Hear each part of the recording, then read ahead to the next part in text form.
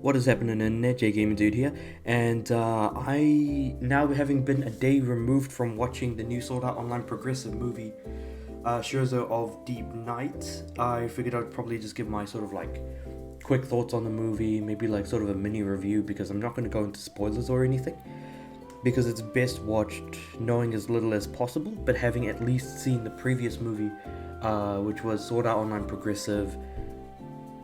Aria of the Starless Night, or Aria of Starless Night. So, simply put, the previous movie completely covered the journey of Progressive across the first floor of the Ironclad arc, and this is sort of like an entire retelling of the entirety.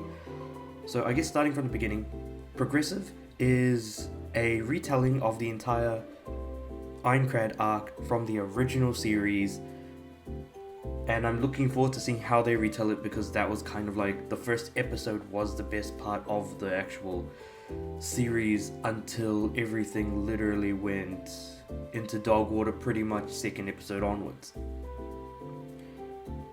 So without like any sort of major MacGuffins in place, you kind of start from the very beginning again. And they did that really well with Aria of Starless Night, where, you know, it's like the story is told about how they journeyed through all of the first floor. The stakes were set, and they were very juicy indeed.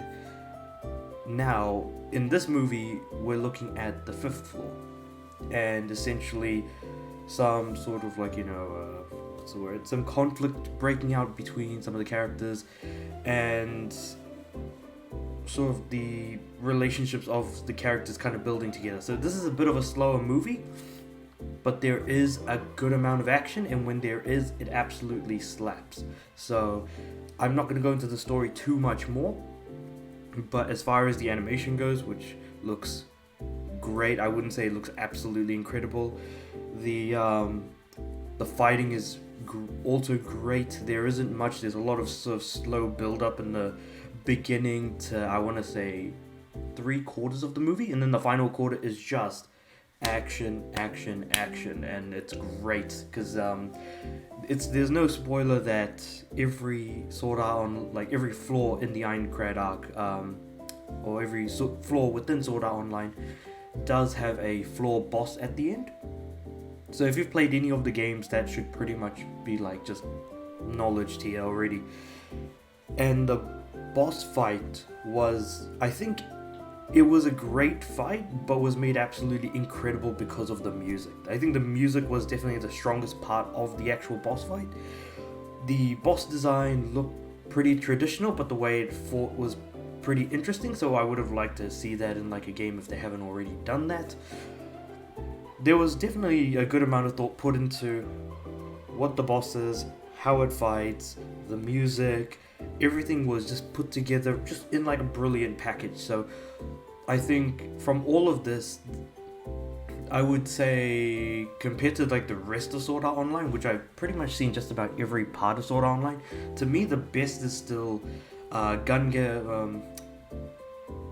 Art Online Alternative, then come these movies. So it's very much up there for me, because then underneath that would be Alicization and Alicization War of the Underworld, and then below that is kind of like, Sword Art Online Season 2. That stuff is like so way at the bottom for me that I just can't, bring myself to actually talk about them, because I feel like the less Kirito has actually been in places, the more I've enjoyed it, but now he's not the sort of bulletproof hero that he used to be, and that's what's making this feel so much better.